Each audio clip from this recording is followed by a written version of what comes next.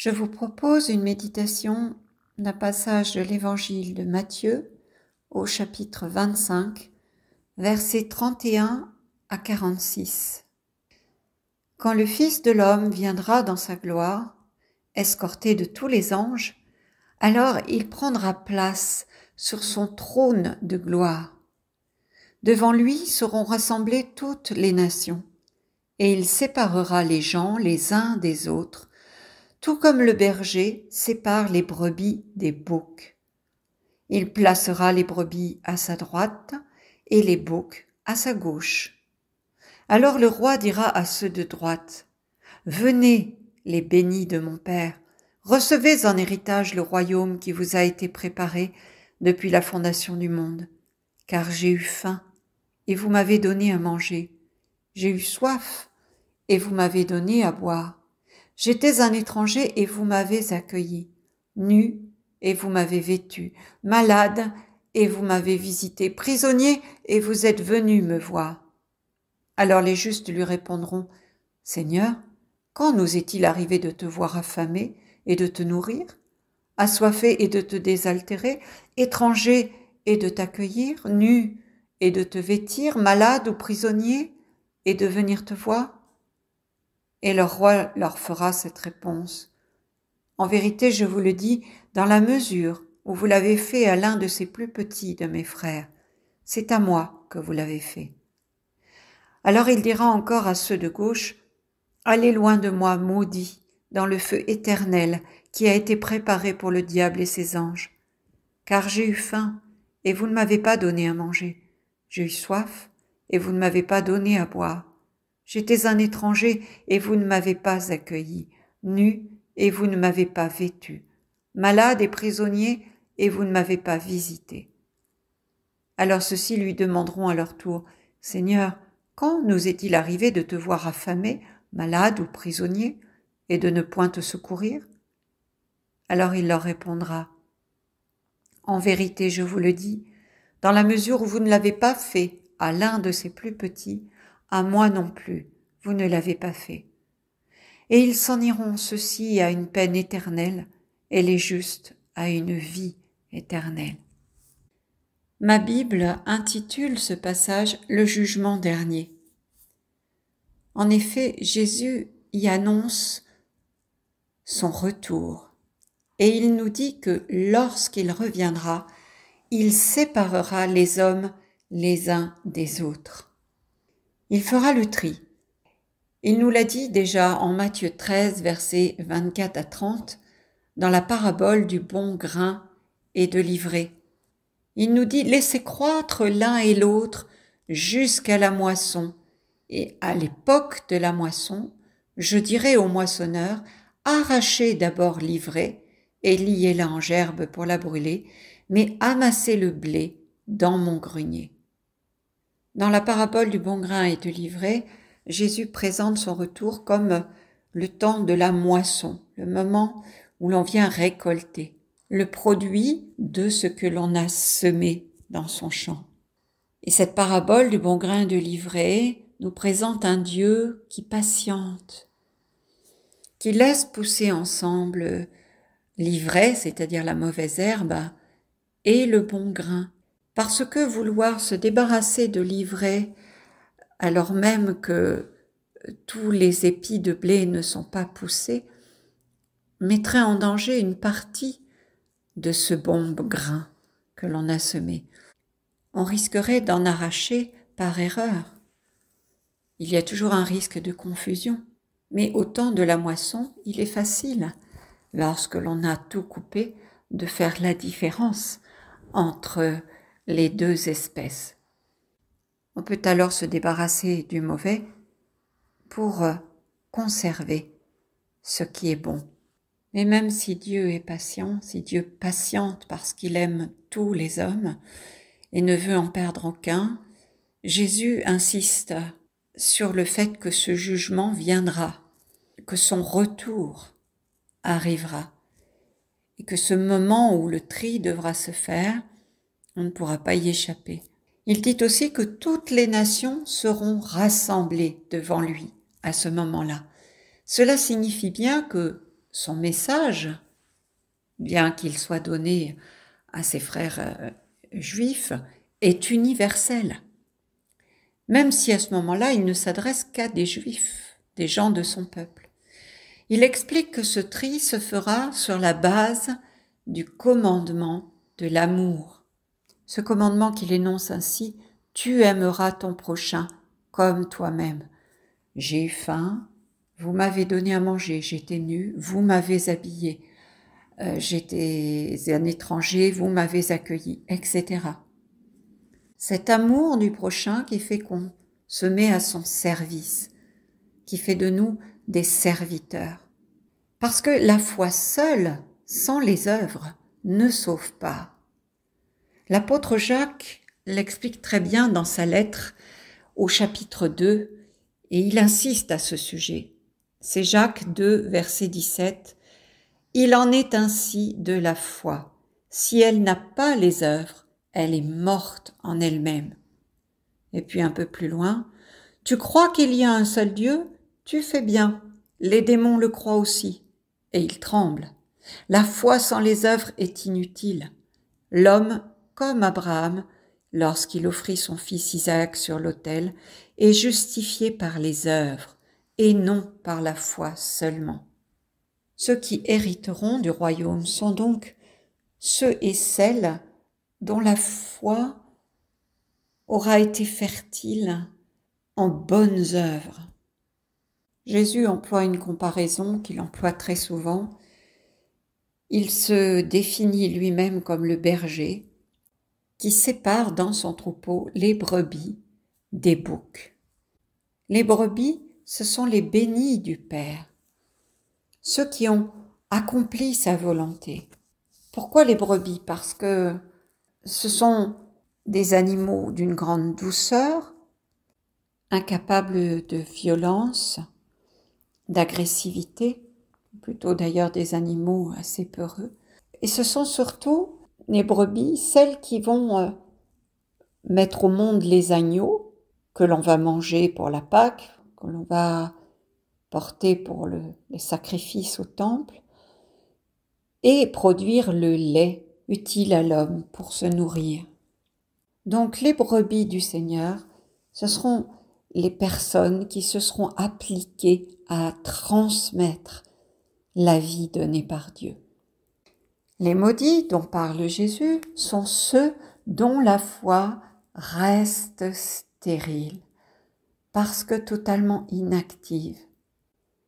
Des personnes dont l'égoïsme les a empêchés de servir les autres, d'aimer les autres, de mettre en pratique la parole de Dieu, en accomplissant les œuvres qu'il attend de nous. Alors, ces maudits sont représentés par les boucs.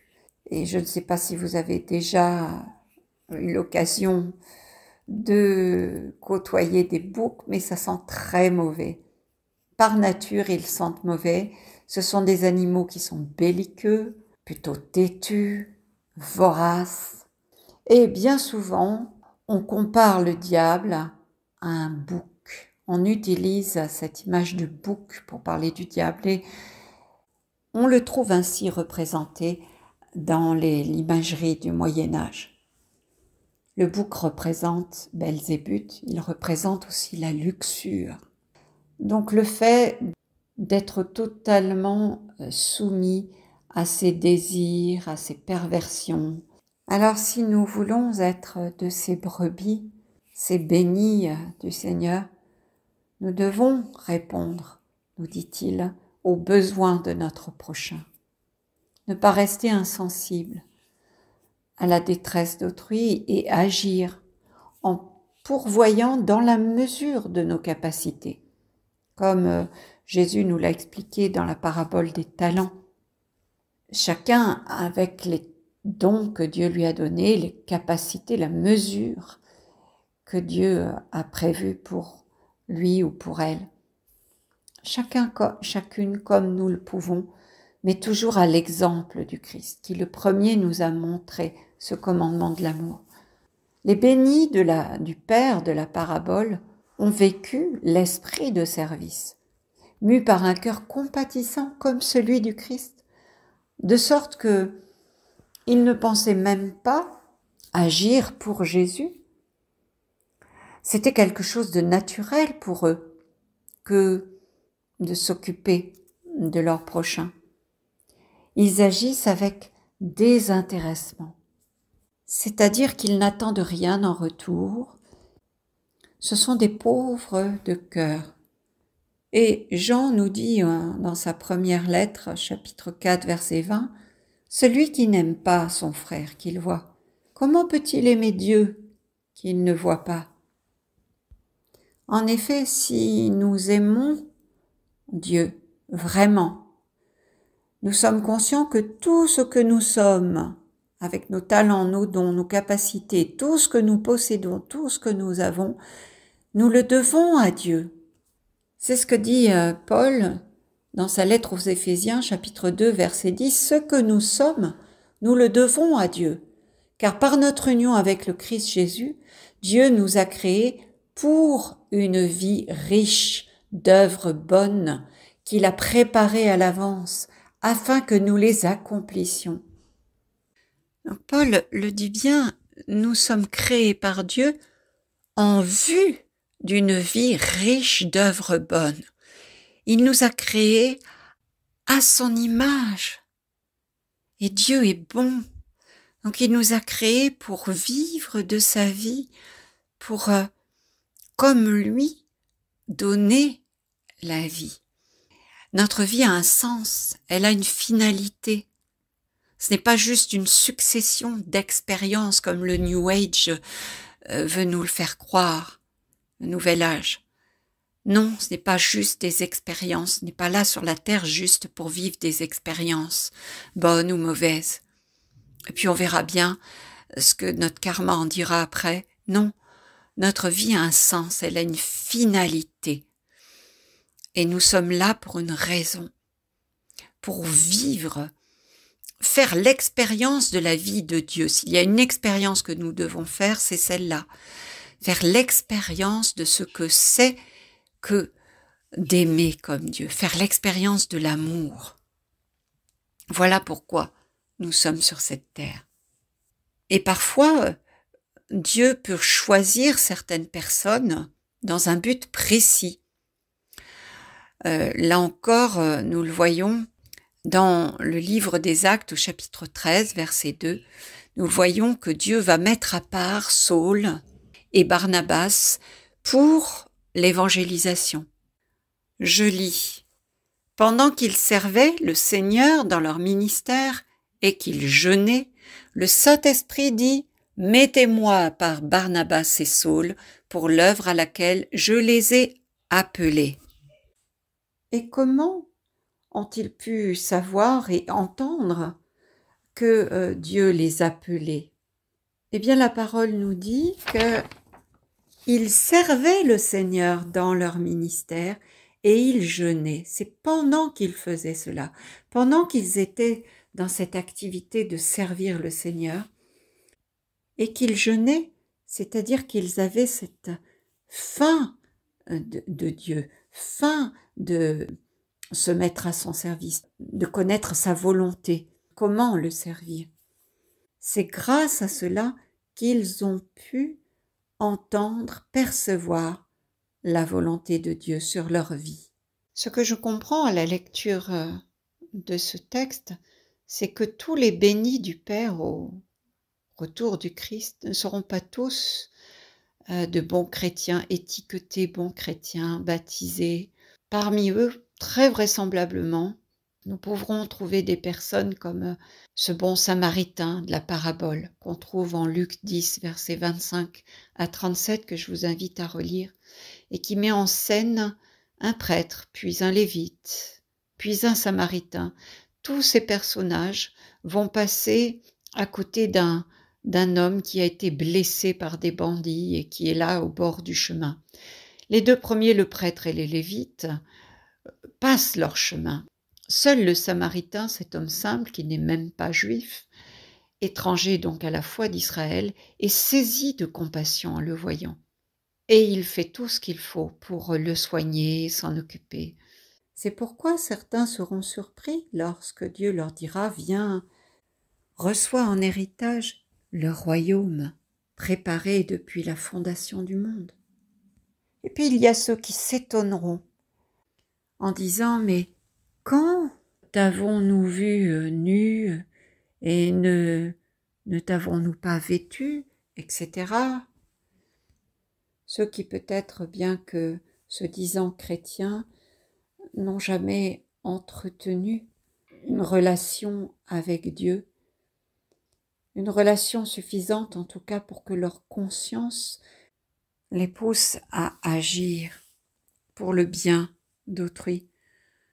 Ceux dont la conscience a été anesthésiée par les plaisirs du monde, par le souci de soi, les passions égoïstes.